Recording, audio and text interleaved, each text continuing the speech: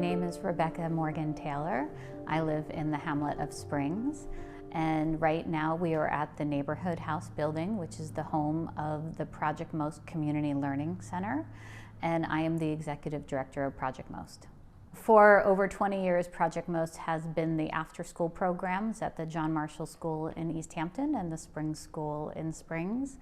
In 2019, in December, we leased the Neighborhood House building to grow Project Most into a community learning center. Well, I'm pretty much an optimist, so to me, I was in my head thinking it's never going to come out here. We were planning our Empty Bowls event, which is a very successful community soup event that we have annually, usually the first Sunday of March. We all were standing, wondering where everyone was, and realized that, many of the older generations that come to the event weren't there, as well as many of the other community members. The community members that were there were giving the elbow bumps and standing a little back. So that was the first hit of reality that it's hitting us out here. Come the end of the school year, we decided to open our summer program to about 40 children and really focused on children who were coming from essential workers. The guidelines were coming out from the Suffolk County, Department of Health and what we needed to do to reopen. It was questioning my staff who felt most comfortable about coming in and working with the children.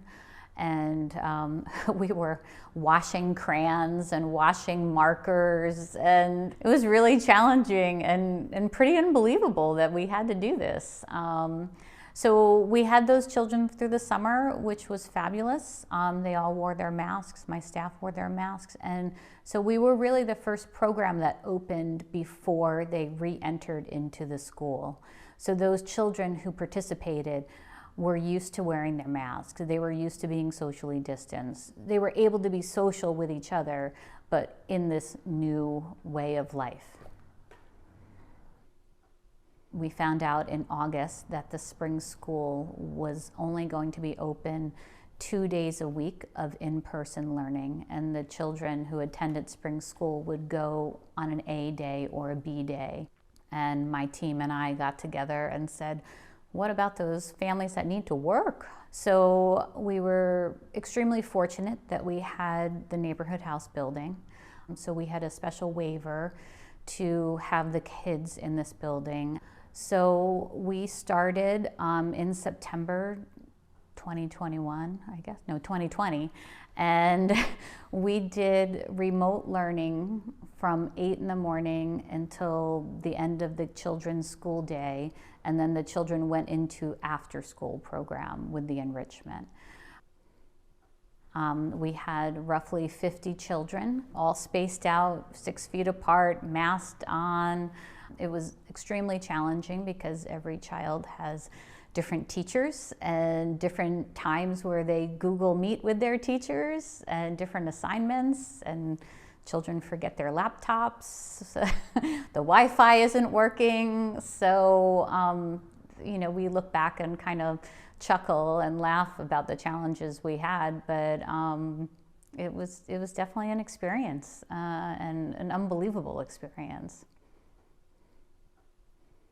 I just feel like there are so many families that we service, from the Latin community who can not truly assist their children with their academics because they themselves don't know the language, to the single parent who really needs the help because they have to work to be able to afford to pay rent. And I have to tell you too, the teachers at Springs School were so thankful that we provided this service for them because we were doing the schoolwork with them. My staff was doing the teaching, the assistance, and it made a difference in their school day. And I am really proud to say that my staff did a fabulous job bringing some sort of life back to them. You know, they were in their homes with their families for 2.5 months and not socialized. And at Project Most, they were in a safe environment. They were able to socialize, and so to bring back some sort of normalcy to them. I think what Project Most does best is that we always look at the needs of the community at the time. And at that time, Project Most was needed to do the remote learning. Sorry.